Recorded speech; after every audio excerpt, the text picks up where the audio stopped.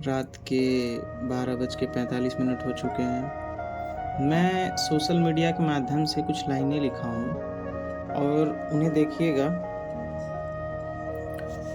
इसमें ये लिखा है कि गाँव में क्या छूट गया। मतलब जब लोग गाँव से शहर में जाते हैं तो उनका गाँव में क्या-क्या छूट जाता है शहर की अपेक्षा।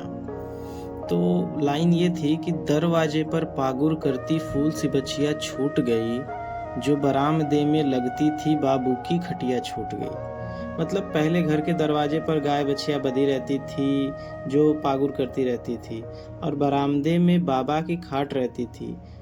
अब न बछिया रही न बाबा की खाट, गांव की पुरानी पहचान खत्म होती जा रही है। और दूसरी लाइन ये है कि अब आंगन की गौरैया शायद कैद है चार दीवारी में, कंक्रीट के जंगल खातिर घर की बगिया छूट गई। मतलब कि पहले घरों में पेड़ पौधे और बगीचा होता था, जहां गौरैया चहचहाती थी। अब पक्के मकानों और कंक्रीट के जंगल में पेड़ पौधे खत्म हो गए, इसलिए गौरैया भी नहीं दिखती। तीसरी लाइन ये थी कि छोटी सुबह सुबह की राम राम चौपाल शाम की छूट गई, वो दोपहरिया की नींद छूटी तिरपाल घाम की छूट गई।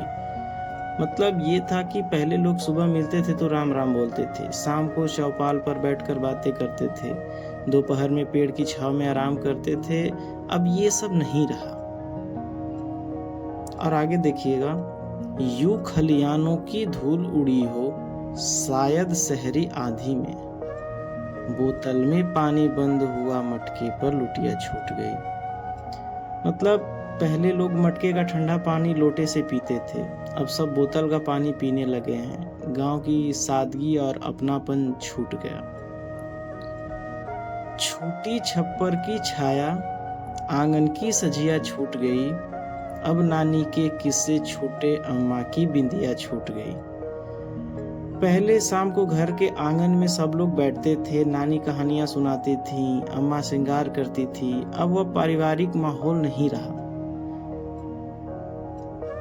आगे देखिएगा, गांवों की अपनी जमीन अब शायद सिमटी डिब्बों में, नदियां पोखर ताल तलैया घर की बगिया छूट गई।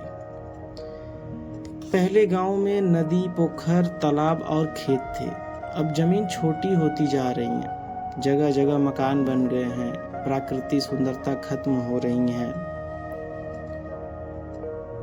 आगे था कि है सभी विधाएं मिली हुई, अब शायद फिल्मी गानों में, सोहर दादर अजरी कजरी तिलक विदैया छूट गई।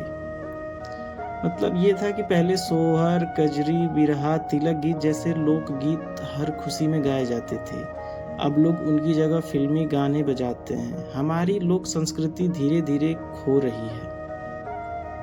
यही था कि गांव से लोग जब शहर में जाते हैं तो क्या छूटता है।